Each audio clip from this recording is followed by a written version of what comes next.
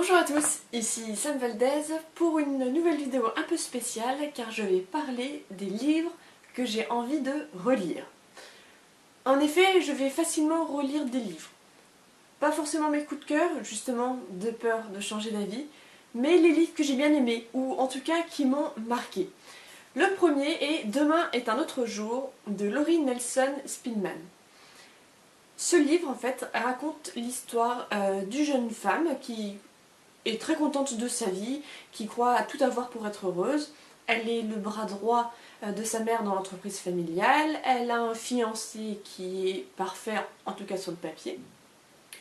Mais tout va changer le jour où sa mère va décéder et qu'elle va lui laisser une liste des choses à faire.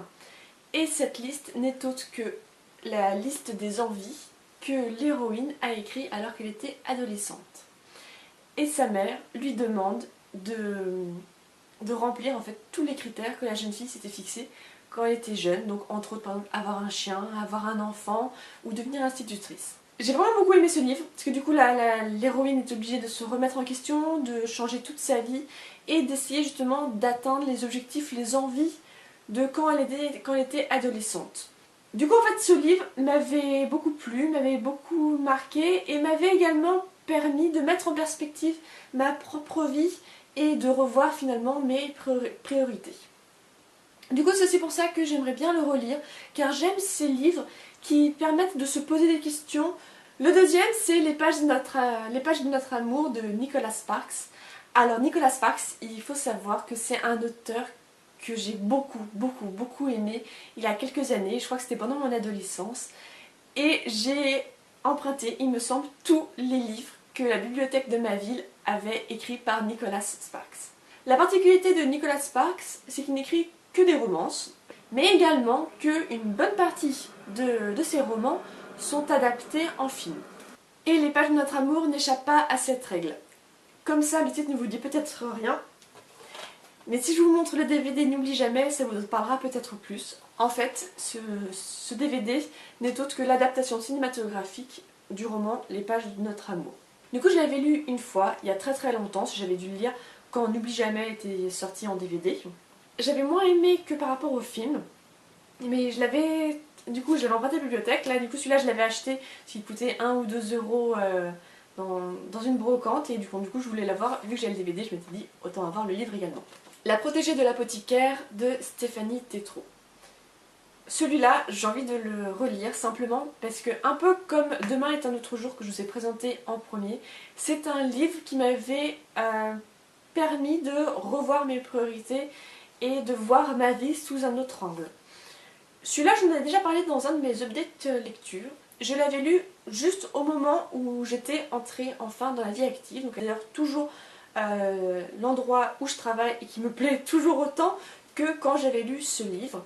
Dans l'update lecture, j'avais expliqué que à un moment, la jeune femme, elle a une profession et que ce qu'elle ressentait, ce qu'elle vivait, sa reconnaissance par rapport justement à son patron, faisait écho aux propres sentiments que j'avais.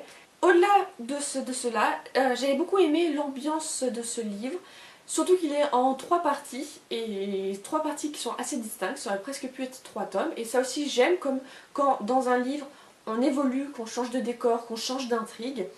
Et puis aussi j'avais aimé le fait que donc du coup l'héroïne n'était pas protestante, elle, même si son père l'était, elle n'était pas non plus catholique, mais elle non, elle était en fait pour les vieilles religions païennes qu'on avait en Europe, et donc du coup en fait de respecter la nature et d'avoir des fêtes en lien avec la nature, donc finalement revenir à vraiment la définition première des solstices.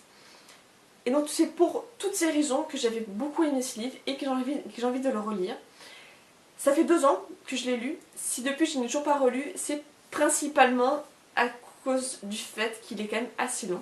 Désolée, je suis attendue d'Agnès Martin-Lugan. Alors, ma relation avec les livres d'Agnès Martin-Lugan, il y a des hauts, il y a des bas, il y a des livres que j'aime bien, des livres que j'aime moins bien. Néanmoins, il y a bien une chose qui reste fixe, c'est le fait que je lis ces livres à une vitesse folle. De ce point de vue-là, elle a une plume qui se lit très facilement, on se fait prendre par l'histoire. Et désolée, je suis attendue avec quelque chose en plus. le même principe que Demain est un autre jour ou que La protégée de l'apothicaire, c'est que c'est un livre qui permet de se poser les bonnes questions et de se remettre en question. Et c'est pour ça que je l'avais particulièrement aimé. En fait, c'est l'histoire d'une héroïne qui est complètement workaholic, qui ne prend jamais de vacances, qui ne vit que pour son métier, qui est la première arrivée le matin au boulot très tôt et la dernière à partir le soir très tard. Elle n'est quasiment jamais à son appartement lui sert simplement pour dormir. Et encore, on lui laisserait la possibilité, elle dormirait à son travail. Et puis un jour, son patron décide que il faut qu'elle lève le pied, que ça va plus, qu'elle est débordée, qu'elle est stressée, qu'elle est fatiguée, et il l'oblige à prendre des vacances, et elle va prendre ses vacances du coup avec sa sœur, son mari, enfin le mari de la sœur, et leurs amis. À cause de tout ça, ça pose les bonnes questions, et c'est pour ça que j'ai envie de le relire. Et enfin, ta deuxième vie commence quand tu comprends que tu n'en as qu'une, de Raphaël Giordano. Je vais même pas présenter le livre, quasiment tout le monde l'a lu. Bon, celui-ci, sans grande surprise, je vais vous dire que c'est quasiment comme tous les autres livres que je vous ai présentés, ça permet voilà, de tout remettre en perspective. Sauf que celui-ci, c'est vraiment son but, c'est vraiment le livre pour posséder, le self-help book, comme on le dit si bien en anglais. Donc, du coup, je vais pas en dire plus, parce que tout le monde le connaît, mais c'est pour ça que lui aussi, j'ai envie de le relire. Alors lui, absolument pas pour l'intrigue. Là, c'est vrai que pour les autres, c'était également l'intrigue que j'avais aimé, les personnages auxquels je m'étais attachée. Non, celui-là, non, je m'étais pas spécialement attachée à l'héroïne, ni à son histoire, mais c'était, voilà, plutôt ce qu'elle devait faire, les buts qu'elle se fixait, les changements qu'elle devait opérer, que j'avais aimé. Et du coup, de ce point de vue-là, le livre m'avait aidé justement à me fixer comme ça des objectifs pour faire du changement à plus ou moins long terme. Donc voici les livres que j'ai envie de relire, en tout cas pour le moment. Il y en aura sûrement d'autres qui reviendront, peut-être même des livres qui datent. Ça m'arrive souvent par exemple d'avoir envie de relire la saga Harry Potter ou la saga de l'Assassin Royal, tout comme les Hunger Games que je relis à intervalles réguliers. Là c'est vraiment des livres que je n'ai lu qu'une seule fois, mais que j'aimerais relire une deuxième fois pour davantage apprécier l'aide qu'ils m'avaient tous apportée à leur manière, à part les pages de notre amour, simplement, voilà, lui j'ai envie de le relire pour revoir cette romance, comment Nicholas Sparks, lui, l'avait écrite à la base. Voici donc pour cette vidéo, je vous souhaite de bonnes lectures et je vous dis à bientôt.